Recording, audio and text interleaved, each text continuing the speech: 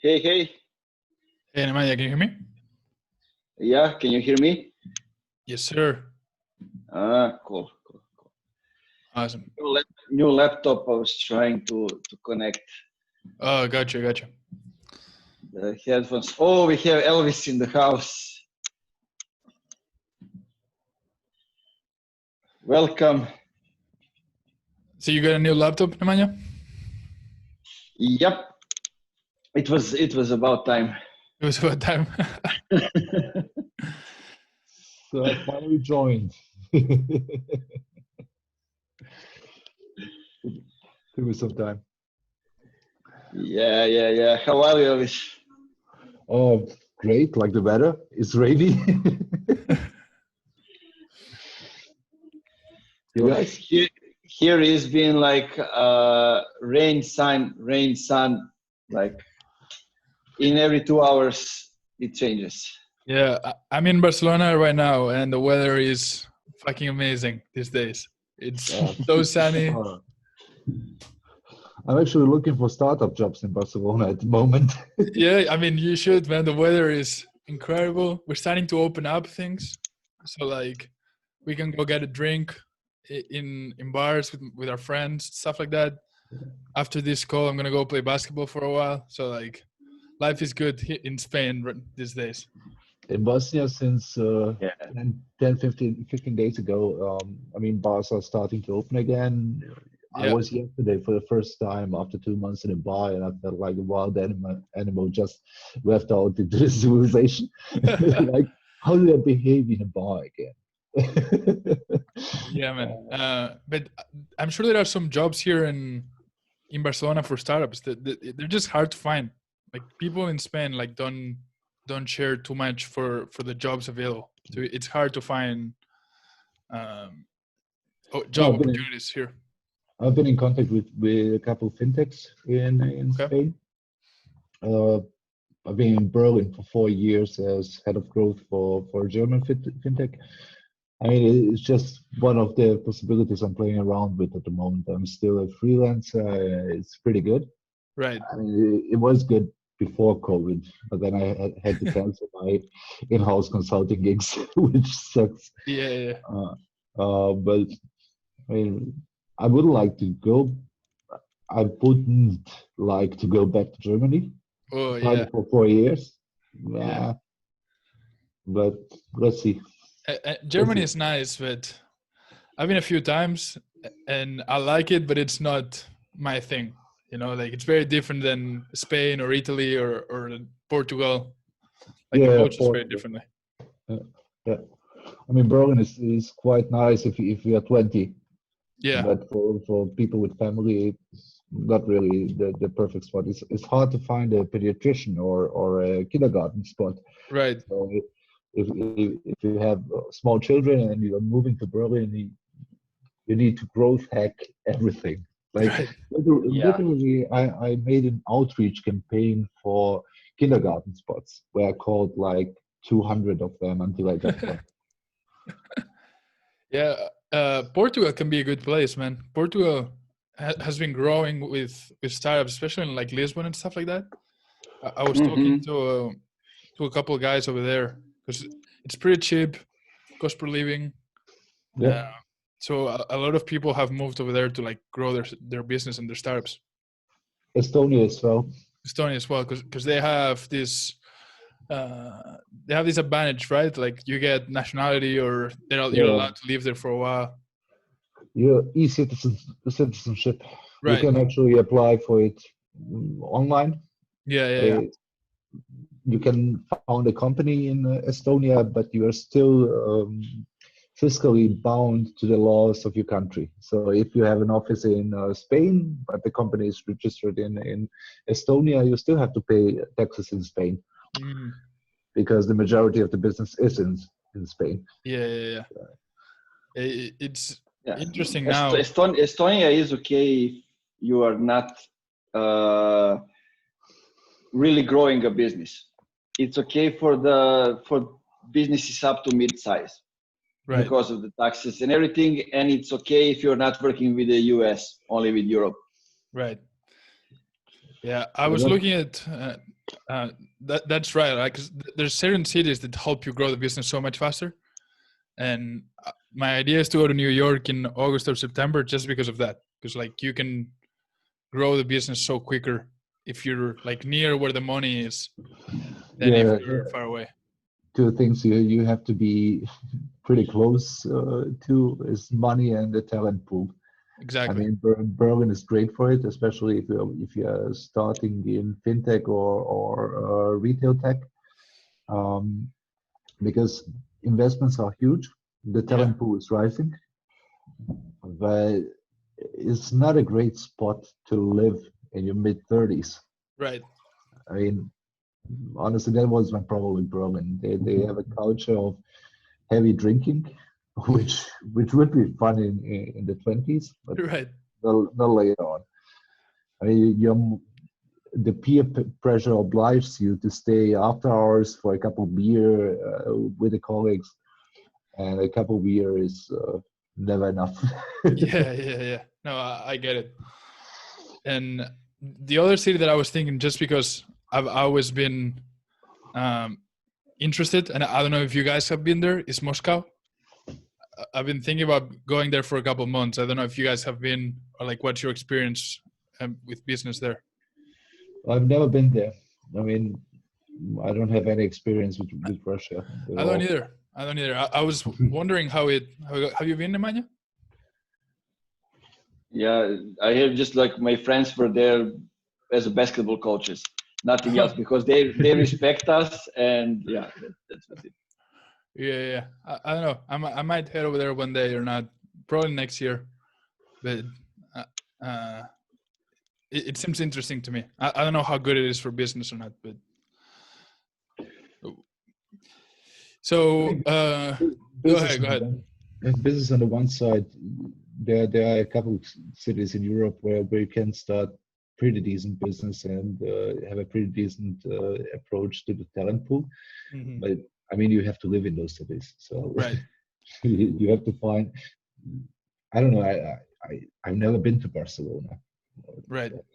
But my wife has been there for a couple of days, and she loved the city. And I can imagine that it would be nice for the family. It's a good place to grow a family for sure. Yeah.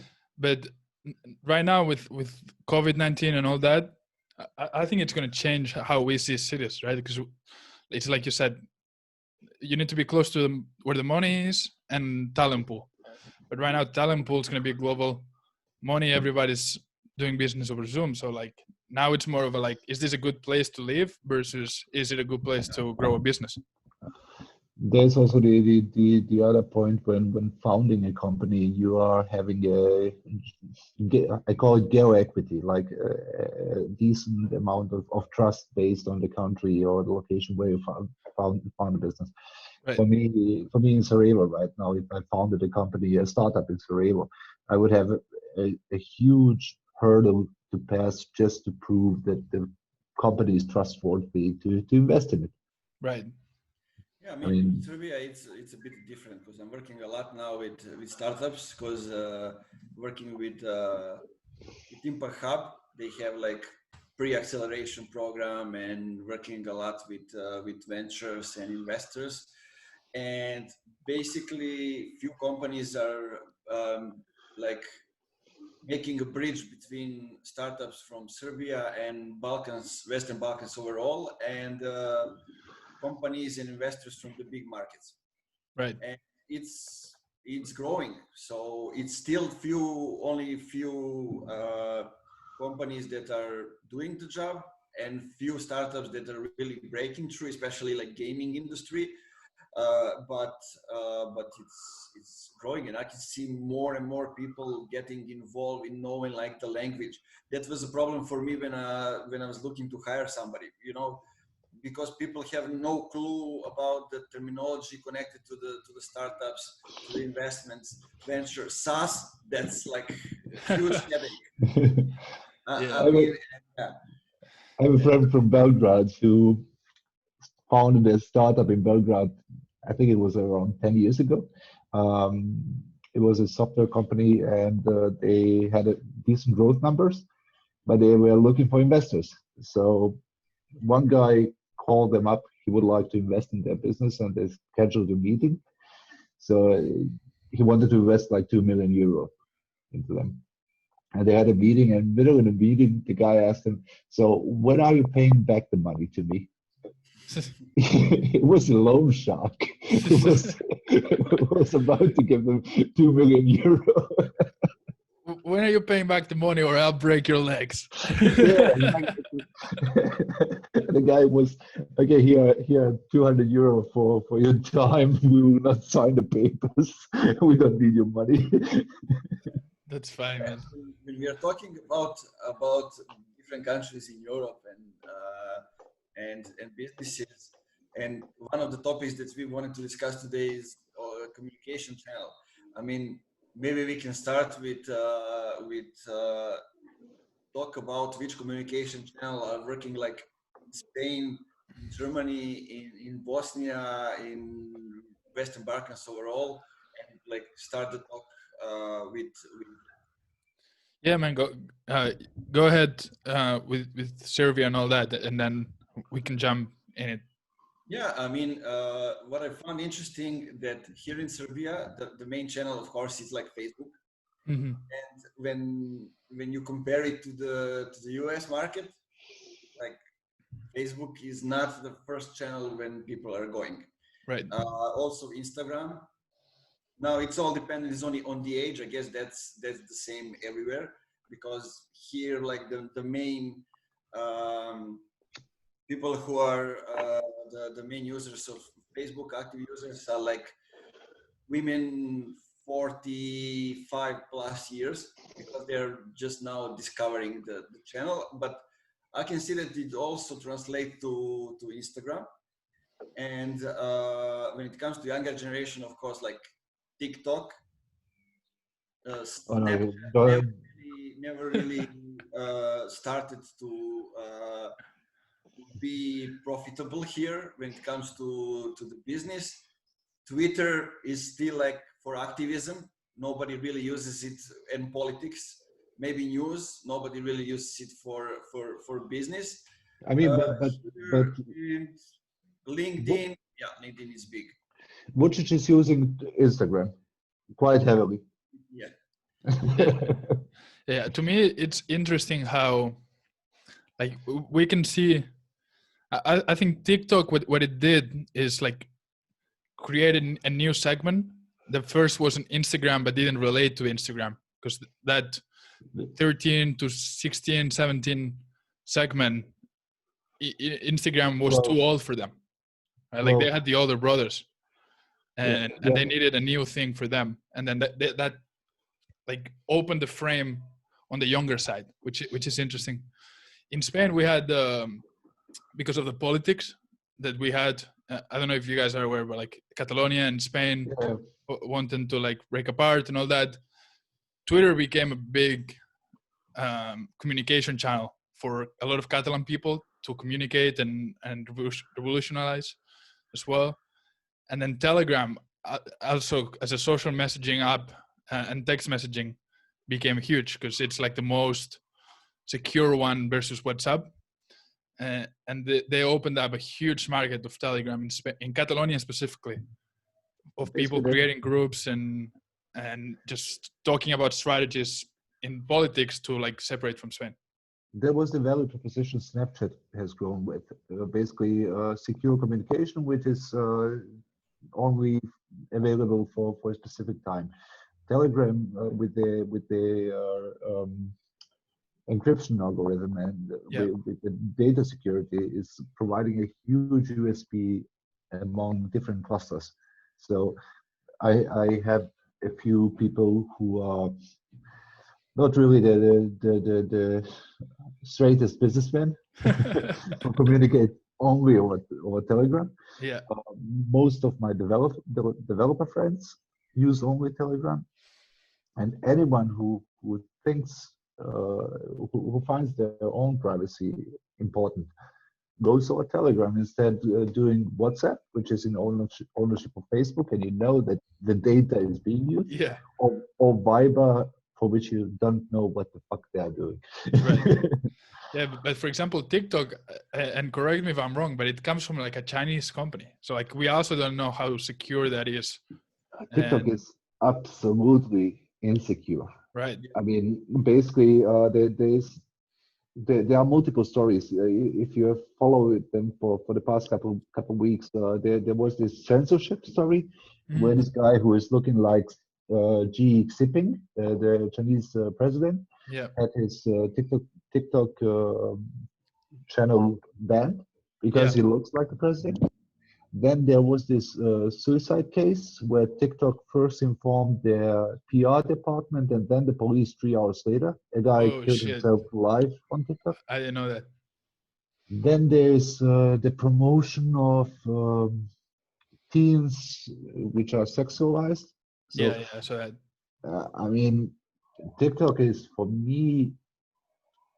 I mean, I don't have many ideas, Yeah. but TikTok is really against anything I believe in. Yeah, but I think people talk about how important privacy is, and then they do the complete opposite. Right? Like people were talking about this shit, and then they do that. They know that Facebook, like, is listening and keeps your data. They do the same thing. I don't know if you guys remember, but like, I think it was early in the year, which now feels like forever ago because of everything that's happened in between. But like, there was this app that would you would upload a picture of yourself, and it would make you look older. Yeah. And it was from a Chinese company that was doing facial recognition all the time, right? So like people do these things and then talk about privacy and do complete opposite. There was also the 10 years challenge from Facebook, or that one. Yeah. where they actually did training for their facial recognition software. Yeah. They were pushing those 10-year challenge posts everywhere. It was just artificially created virality. Yeah. Just so you can upload the picture and then they get the facial recognition. It just, but to me, at the end of the day, we know these people are doing this. So like, if we accept that, it's the problem of the people. Yeah. So don't try what they're doing with my data if I give them just in order to feed my vanity. Right. Like you can't complain if you are okay and do a 10-year challenge, you know? To me that it's very hypocritical. And I want to hear your thoughts on this, Nemanja, but if you say one thing and because everybody does the other thing, you also do it, then you cannot complain about them stealing your privacy. Yeah, well, I look at the politics in that way also. So we are in the middle of the political campaigns. Like he mentioned politics. I'm going to grab a beer. Oh yeah, I mean, when I look at from companies, from business perspective, what I see the right thing when it comes to the is like we should have mute Elvis. Sorry, I'm back. Yeah, it's okay. From the business perspective, what I see is a combination of offline and online events. I don't know, Marty, if you have thought about it, but like it's crucial for me when it comes to reporting content and talking about those things is having two sides of creating content and own channels. First one is the offline events. Let's say for me, what works is not like trade shows and huge events, but small events organized by myself or having a guest or guests and talking about specific topics with like 15, 20, up to maybe 30 people the most, and recording those things. And the same online, like if it's a webinar or it's something like this Q&A weekly, and then using that content for different communication channel just to distribute it the right way. I mean, like the long version for YouTube, the shorter version for like Facebook, Instagram, LinkedIn up to 10 minutes, or maybe also another thing that we're doing also is visualizing just audio segment for that. Like you can use your imagination. There are so many options. Yeah, I think offline events, maybe not in the next 3 months, but in the next year, 2 years, are still going to continue to be important. Maybe not at the scale of like trade conferences or industry conferences where there's 1,000 people, 2,000 people, but those events of like 10, 50 people. I don't understand why not more CEOs and more companies are starting them themselves, right? Because they're not that expensive to create. And when you cut the middleman, right? Like if you have your own event, you can organize it the way you want it and invite the people that you want, touch on the things that you want to touch, and make sure that you're adding value to who your audience is. For example, one of my goals in the next 5 years is to do a bit more of public speaking, right? Like in person. So like one of the things that I was thinking is like, instead of waiting to be invited, why don't I organize my own events, right? Invite 3 or 4 people that I can also speak, put myself, because it's my event, on the panel, and then invite the audience and make them myself, right? I think now we have to cut the middleman both online and offline. And maybe if that means doing it in India because they're going to look more favorable to me because I'm the foreigner, versus doing it in New York at the beginning, that's fine. Right? Like you go to India, you organize it, and then after you have a proven track record, you go to New York, you go to LA, you go to San Francisco and do them. Why go anywhere? The question is, why go anywhere right now? I mean, there's massive unused potential in a format which worked for ages, expert roundups, where you can create, invite SEO experts, right, for a video conference like we're having right now, and discuss 5 points which have been already communicated to them. Yeah. So, or 1 point that everyone shares their opinion, like how important are backlinks right now? Right. So, I mean, it's an internal topic. Record it, transcribe it, create content from there.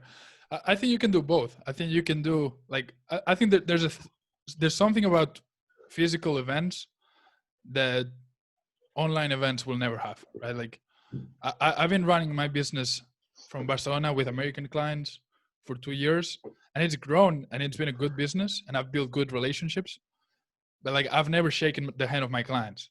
And I think when you shake your hand and see each other in the eye, like get a beer together and go out or whatever, like that you build a stronger relationship. So I think you can do both 100%. You can do the webinar type of thing, or you can do the physical event, and as long as you're repurposing both content, I think it makes a lot of sense. No, you're right. Personal meeting is much beneficial. The benefit of doing it online, of doing it, especially now during COVID, or after COVID, even when people have the warm in their mind that meetings are not really beneficial for your health, is that you are spreading you're spreading your reach much further. I've been organizing in 2018 4 days a week in our webinar space in Contest, a seminar. We had multiple speakers. We had always 20 to 50 people in-house.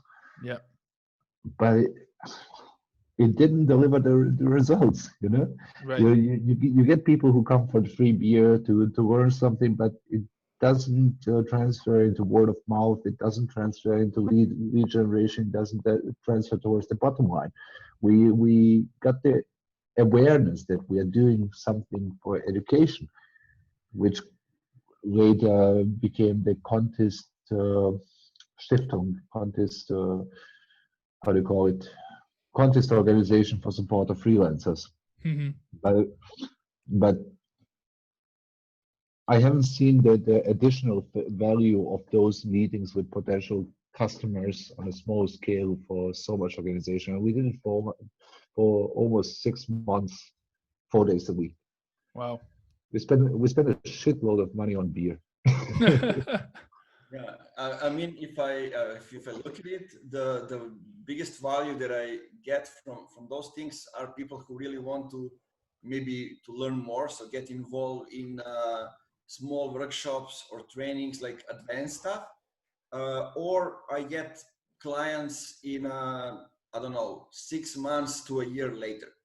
Right. Right now I have few people who are my partners or my clients that all have listened to me when I was hosting speeches or speaking at the conferences offline. Right. So when I moved to Novi Sad, my idea was to get to know people, cities, and everything. So I get involved with the local co-working community, and I went to do speeches in like 6 or 7 cities around Vojvodina. So when I then get in touch with people on LinkedIn, most of them were listening to me somewhere. Right. And some of them were doing that just because they liked the topic. Some of them were doing it because they were looking to find somebody to partner up later, or some of them were just going to an event, of course. But what you can do is you can record the event. Yeah. You record the event, and it's not the same as you are recording right now, because Right. you can feel the atmosphere. You can see 2 people sitting, talking. You can hear the questions in a different way. It's totally different. It's like the same if you are doing reviews or recommendations. It's totally different if I'm now recording you with a camera, or if we are sitting together and somebody else is recording the conversation when the client is giving their perspective of our relation and giving the results and everything. So the results are coming from the client's mouth. It's totally different.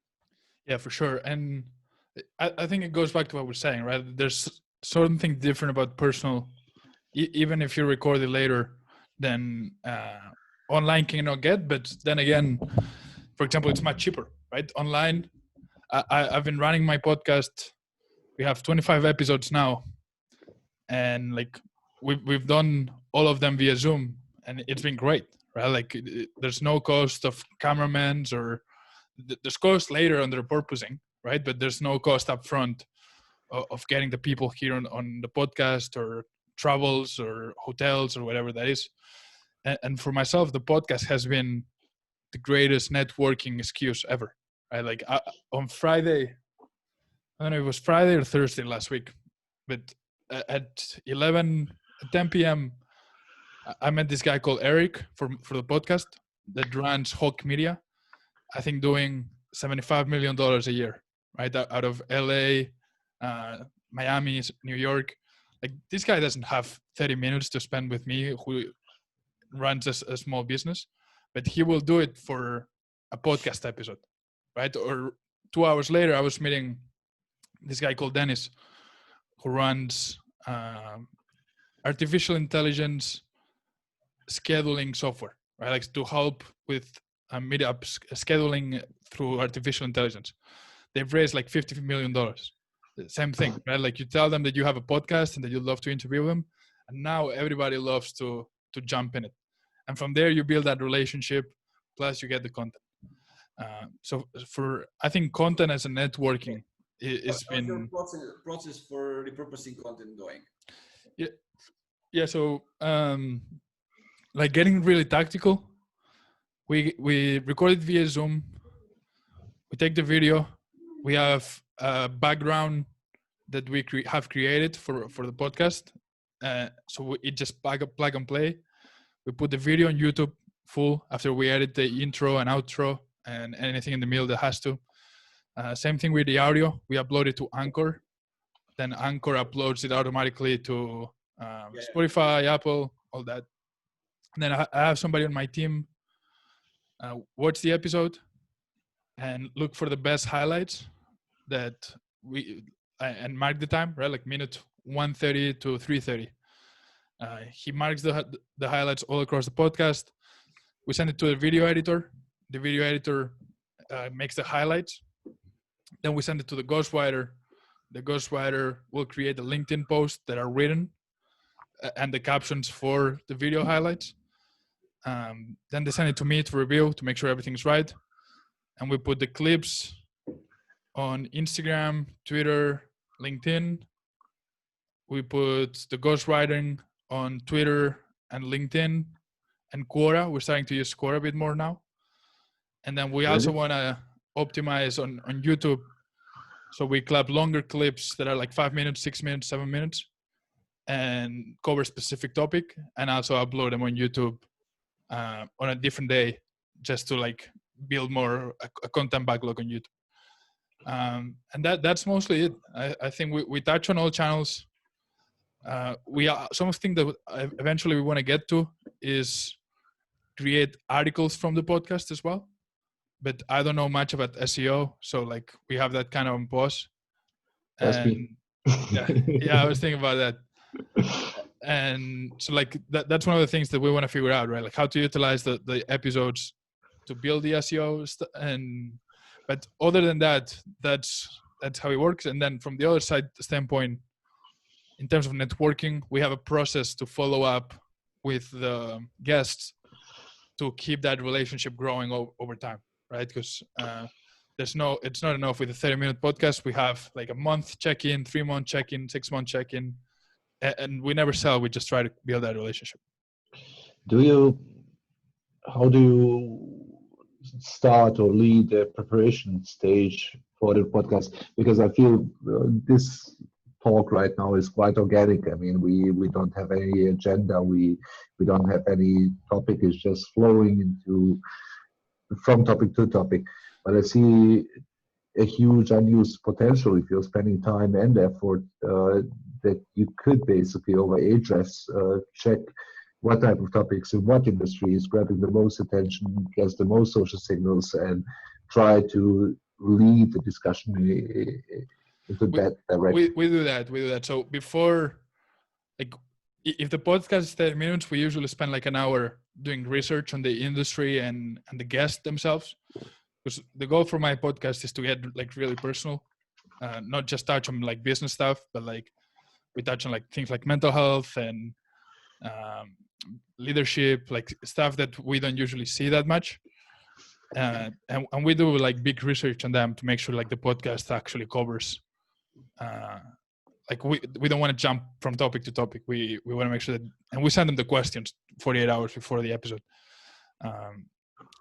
But yeah, we have the research part covered in terms of like our process. I forgot to mention what goes before, right? Like who we select. We select mostly like my target audience as a company is B2B CEOs running companies between like $2 to $5 million. So we found that a good niche for that is people that made it to the Inc. 5000 list. And so we kind of scrape the Inc. 5000, see what people think are interesting, and we go from there. But honestly, everybody says yes to a podcast. Like the acceptance rate is huge. Like I have 150 guests in my mind. They can join from wherever in the world, and they only need to have like an hour for that to talk about themselves, basically. Right. Everybody loves to talk about themselves, you know, like so especially CEOs. Like CEOs are like, yeah, let me talk about. You want 30 minutes? I'll talk 30 minutes. You want 3 hours? I'll talk 3 hours. Yeah. So I mean, yeah, what's go ahead. good for the YouTube? I don't know if people know that. I guess they do. But how YouTube works is that they are measuring the number of minutes that people spend watching. So not like the Facebook when they get the engagement, the likes, reactions, those kind of things, but they measure the time people spend watching the videos. That's why long form videos are great for LinkedIn, and also optimization. I mean, this, as you are doing it on a website, you also need to do it on the YouTube. I was also lazy regarding that, but I mean, I started to improve. Basically, what you can do for the website, what I'm doing, it got me like in 2 months, I reached like 500 plus people on the website regularly. Just by distributing videos from YouTube on the website, and then through the email list. Right. It's an article, short article, when I'm saying like I had recorded a conversation with like Marty and Elvis. Marty is CEO of Podium Influence, like Elvis is doing these kind of things. They gave great insights on this and these topics. You can, and then you link your name with your LinkedIn, your company's name with your website, and embed a video from YouTube. That's it, like simple thing, nothing that complicated. And then in the email, you maybe want to get more into, give a few more details, because your list and you want to give them more value to specify what are those things that they will get. And basically that's it. It goes in circles, and it brings traffic. On your email list, do you link them to your YouTube or to the website with the embedded video? The website. To the website, right? That makes sense. Yeah. Do you use content aggregators for distribution? For example, for B2B topics, a great aggregator would be Hacker News, basically Y Combinator News. Any topic which is related to marketing, to data science, to development, if it's done well as a podcast or as a video, can get so many eyes on Hacker News right now that it's just lost potential. So do you submit it there, or how does the process work? Basically, you just create an account, which is pretty simple, username and password. Okay. And submit it as a post. It's traction based on upvotes. So if you get like 5 or 10 upvotes, which you can get from your friends circle, you just ask people from different IP addresses to find the post and upvote it. You will be on the homepage for a specific time. A couple of years back, I've been trying to find a method to use Reddit and Hacker News to generate traffic predictably. Because every time you work with upvotes, you depend a lot on people's opinion and state of mind, and so I managed to get 350,000 visitors to a fresh website in the first 3 months. Wow! And 200 organic backlinks to the same website with 15 blog posts over Reddit and Hacker News.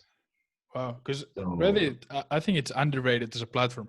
Like, I've been thinking about how interesting that platform is, and all the communities that it has, and how like most B2B, I never use it. Right, like I know about it, but I've never used it, and like, I realize most marketers haven't used it either. I wrote a couple blog posts on how to hack Reddit. Oh, really? Yeah. I'll read them after. I need to find them. They used to be on inbound.org, which doesn't exist anymore. Oh, gotcha.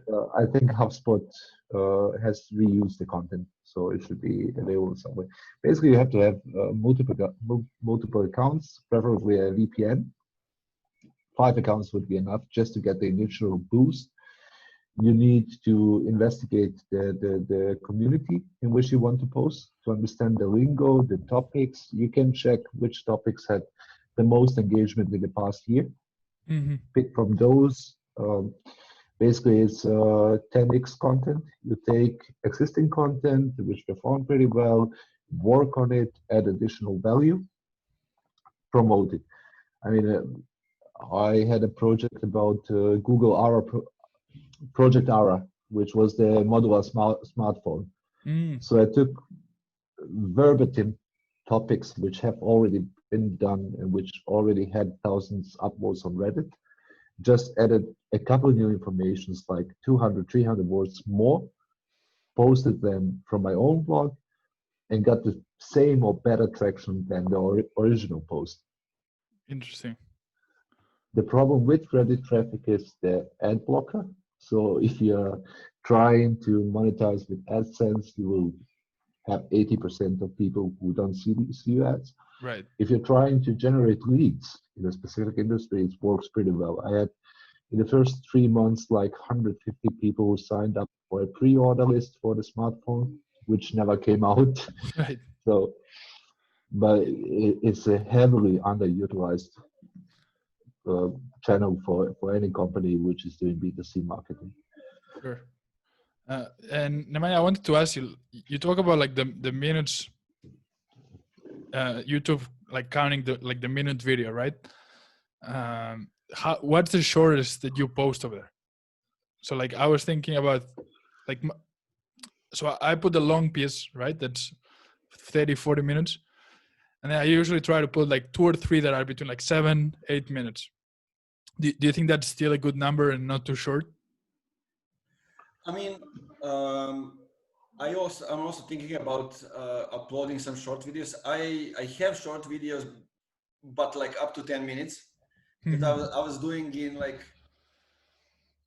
March or April last year. I was doing a challenge like 60 videos in 60 days. Gotcha. For LinkedIn, and I uploaded all of them like Facebook, LinkedIn, YouTube. So they are over there, but if I don't promote it, they are not getting much of attraction. But if it's a longer video, the YouTube's algorithm starting to work, and it can get something organically. Right, because the way I thought about this is like I watch some sports shows, right? And there's a couple sports shows in America that what they do is they put like same thing. They put out the podcast, and then like inner stories from the podcast, they put them out, right? Like for example, the podcast "All the Smoke" by 2 former NBA players. I love that show. So like if LeBron James talks about his childhood, then they put the 7-minute clip of LeBron James talking about high school, whatever. And it seems to work really well for them. Yeah, because like some people don't want to see the whole 60-minute. They want to see like part shows, right? Yeah, I'm usually that person when it comes to like ESPN shows in the middle of the game, after the game, but I am the one who likes to see what's interesting for me within those like half an hour or hour of the show. Right. So when it comes to All the Smoke, I'm the guy who watches the whole show. So it's all right. No, I watch the whole show, but sometimes I'm like, oh, I might just want to watch this one clip, right? So I think that works for also causes companies as well. Because it all depends who runs the show and who leads it, what are the guests. Like I'm seeing even now in Serbian newspaper or like some sport portals, they are using those clips, like 6, 7, 3 minutes clip. They are using it to write an article. You know, right. They don't link to it, of course, but they are using it. I can see because I watched like this time with Bradley Beal. Yeah, I saw it too. I know what he was saying, and then I see the article on Serbian sport portal. Yeah, I watched the episode yesterday, I think. There's a great book which explains this quite well from Ryan Holiday. Trust me, I'm lying. So basically, one of the lead thoughts of the whole book was journalists are lazy. So they will take any prepared story because they have deadlines. They need to find something interesting. So he was playing with this one attribute of journalism, that journalists are lazy. There's one of the anecdotes, and it plays so well with what Nemanja is saying. A short clip is made in the news story. So Ryan Holiday was supposed to promote a movie. What did he do?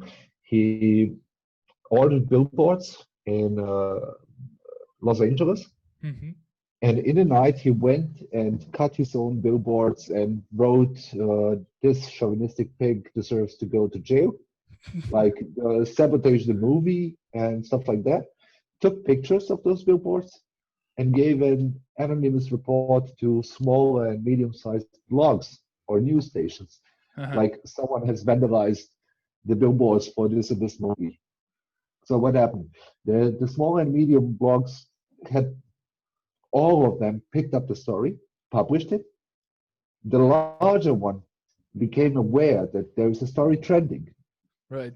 picked it up from the smaller ones. The movie he was promoting was sold out for weeks because of that stuff.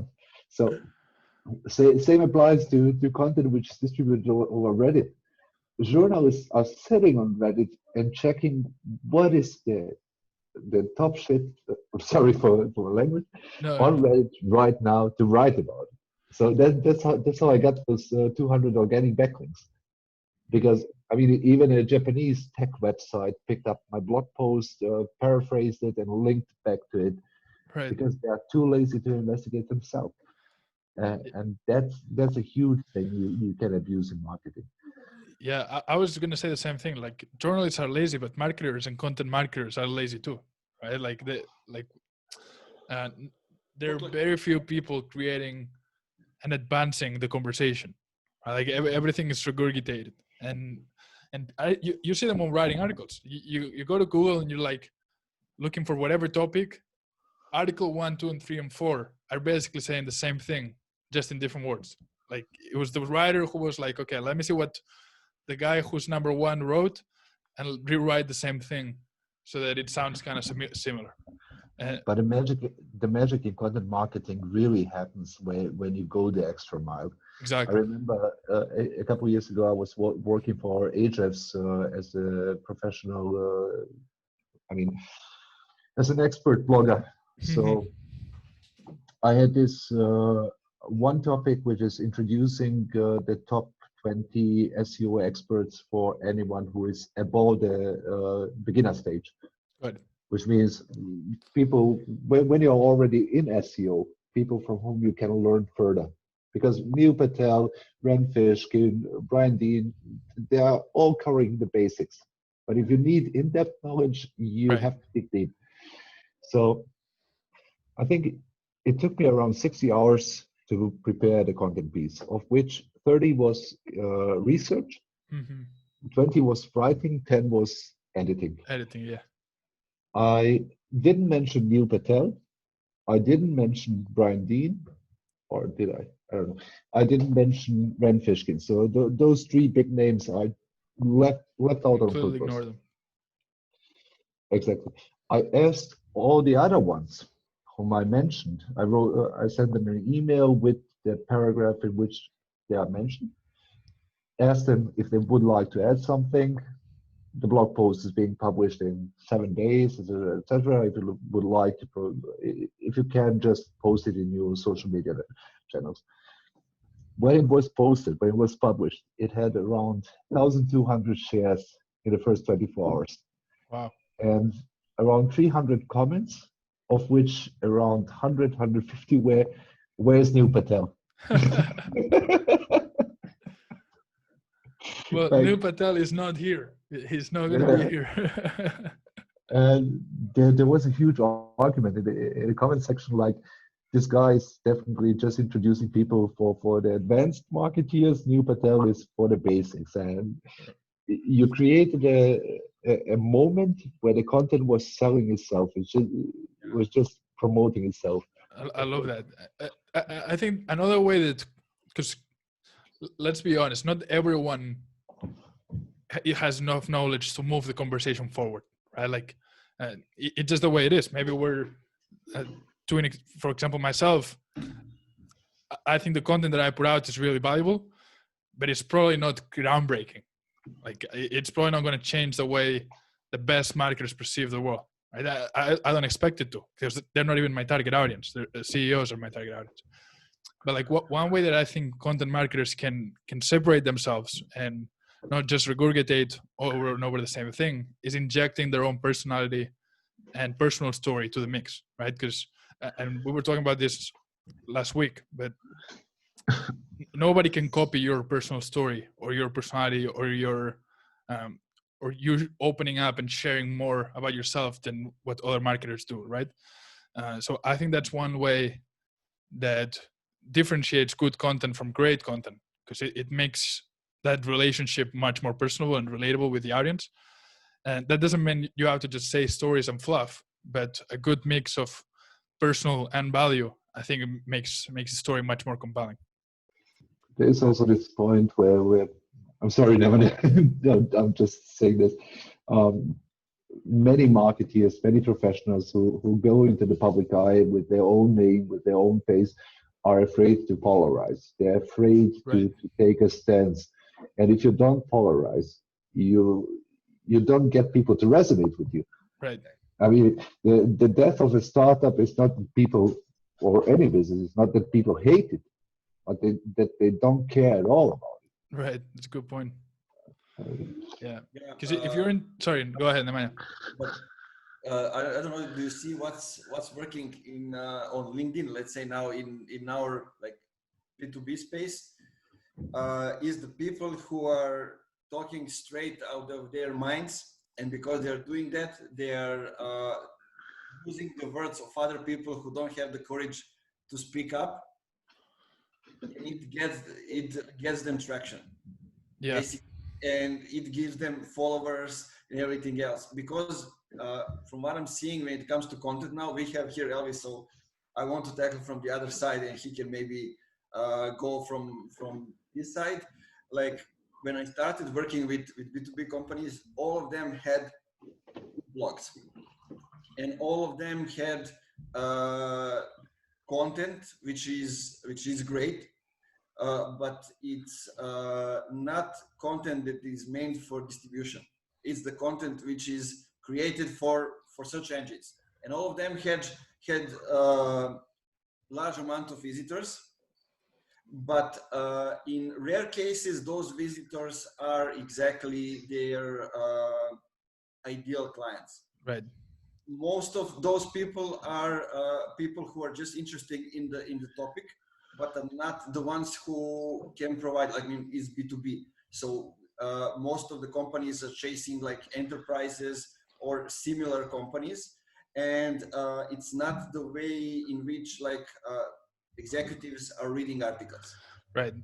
But if you what I have seen over there, that it's a great possibility to use those articles for redistribution.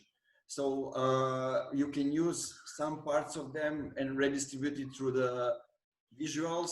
Some of them you can use as I don't know, as a copy. Some of them you can use just to create smaller articles, or maybe case studies that can go like documents on LinkedIn, or you can promote them via Facebook ads, just for people to consume it. Right.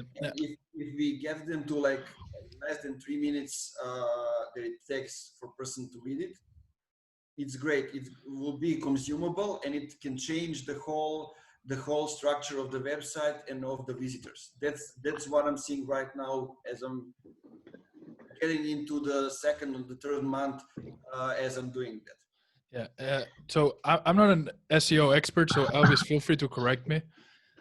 But a few thoughts on this.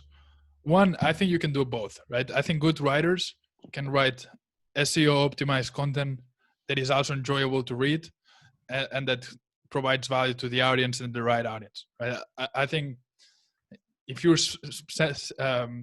paying $10 for 1,000 words to a writer who has never written on the subject, then you're going to get maybe SEO optimized articles, but they're going to be trash. Right? Like the reading experience is going to be horrible.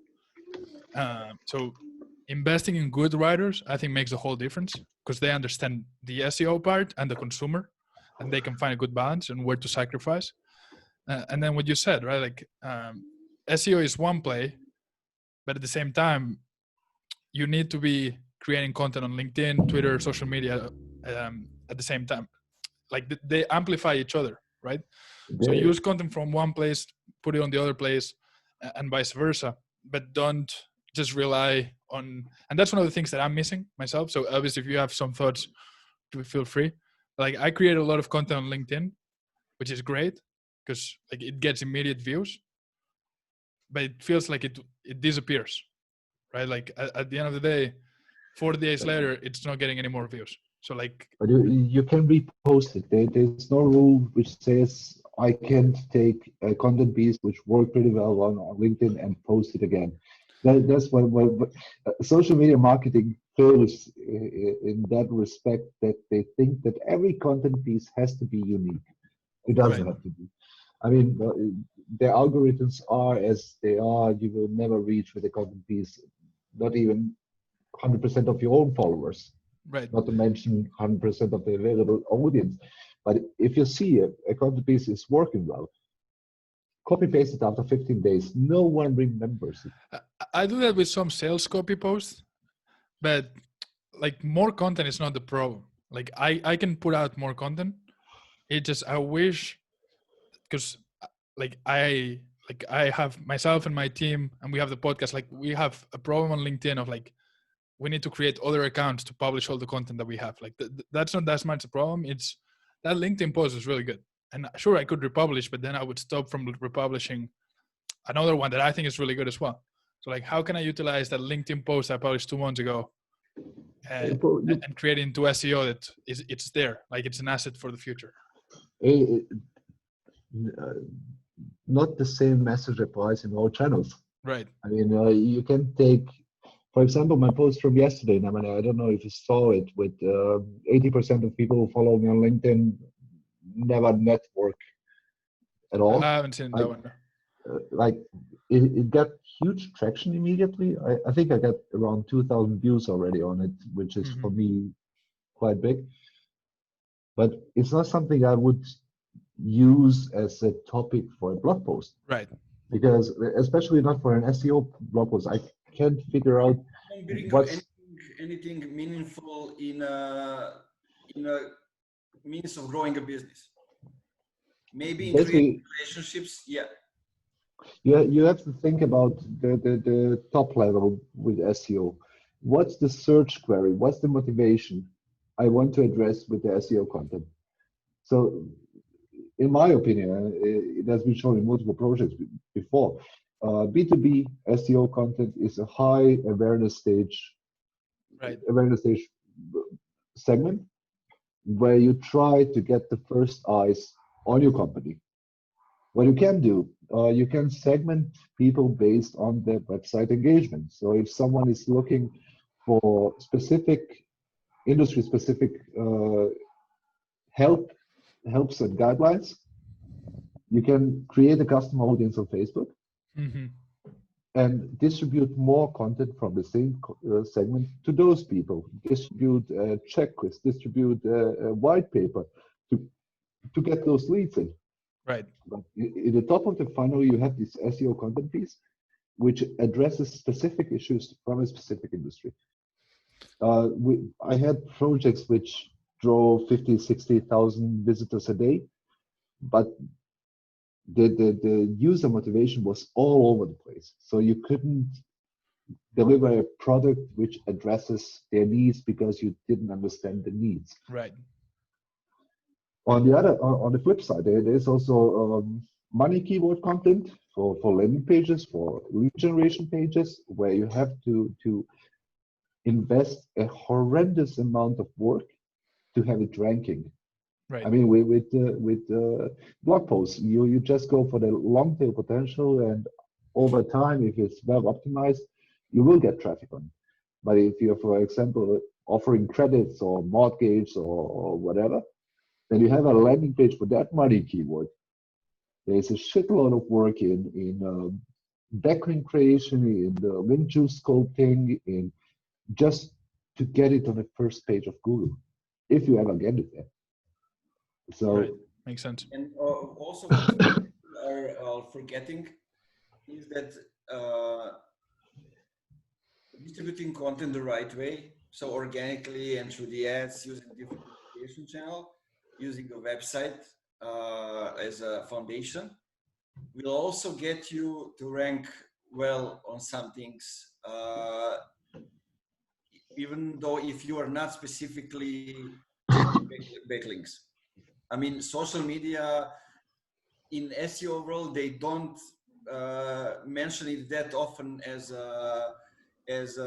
something that amplifies the SEO, but it works because you distribute it to a lot of people and then they distribute it further, and it goes. You don't know where the links are going to get. Also, one of the things to get backlinks that we talked about in the beginning of today's Q&A is offline events.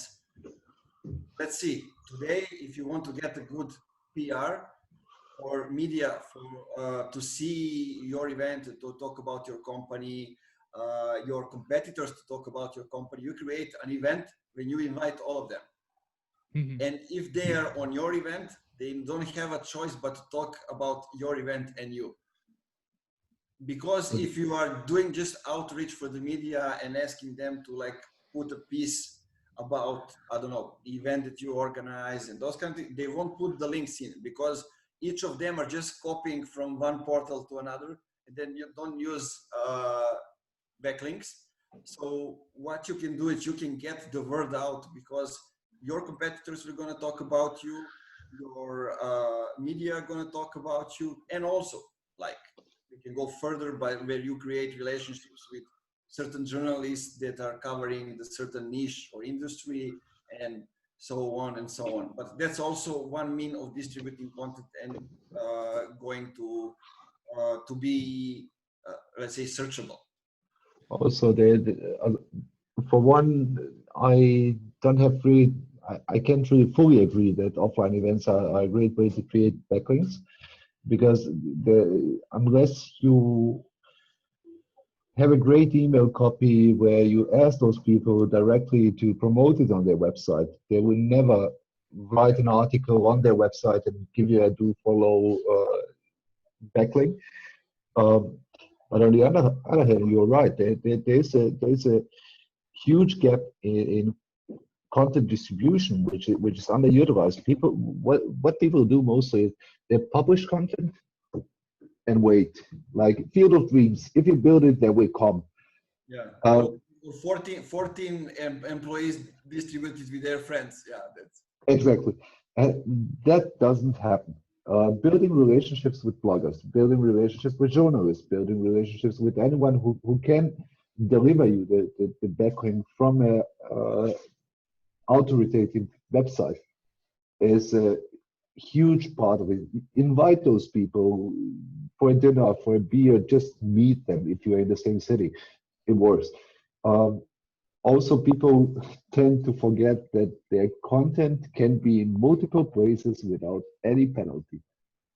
You know, so basically, you write a blog post, you invest a shitload of time in it. It's great. You get also great comments on it. What do? You leave it on your website. You just have to have a Twitter handle. You can create a Medium account. Copy paste the article after 2 weeks after it was indexed on your blog to Medium. Copy paste it on LinkedIn posts. You have 2 more outlets for your content. Yeah. I mean, there's massive potential, which is just wasted for most B2B companies. Yeah. That's something that we do for our clients. So like when we write their articles, so that they post it on their blog, we also repurpose it to Medium. We create a Twitter thread linking back to the article. We create a short story for Quora as well that can be standalone or link back to the article. So like we create an article on a post on LinkedIn. So like anything that you can do to get the most value out of the so much effort and time and money that you spent into creating a good article, it's worth it. You're getting the most juice out of your oranges in that case. I think Brian Dean said it 5 years ago. Content marketing is 80-20. So basically 20% of the time is content creation, 80% is distribution if you want to be successful. And distribution, I mean, I've been working in a German-speaking area now for the past 5-6 years. Content marketing in a German-speaking area is pain in the ass. So there are no content aggregators. There are no networks where you can tap in and connect with people and get the content distribution. In the English-speaking area, there's everything available for distribution. You know, unless you build a network to distribute the content, unless you have a CRM and understand who your promoters are in social media, who the people are who are mostly engaged, who are the ones who you have to tag on LinkedIn, who will find it interesting. Right. Then it just doesn't work. Yeah. And then you get breadcrumbs. For sure. I don't know if there's anything else, guys, that you want to touch. I'll have to run soon enough, but we can wrap this up around here. Does that work with you guys? So many topics, Marty. You can wrap it up with a end sentence. With an end sentence, that's so much pressure. Anyway, we'll see you guys next Wednesday, 6 p.m. European time, 12 p.m. Eastern, and I appreciate you guys. Thanks, Elvis, for being here. Thank you, Nemanja, and talk to you soon. Bye-bye. Bye. Appreciate it.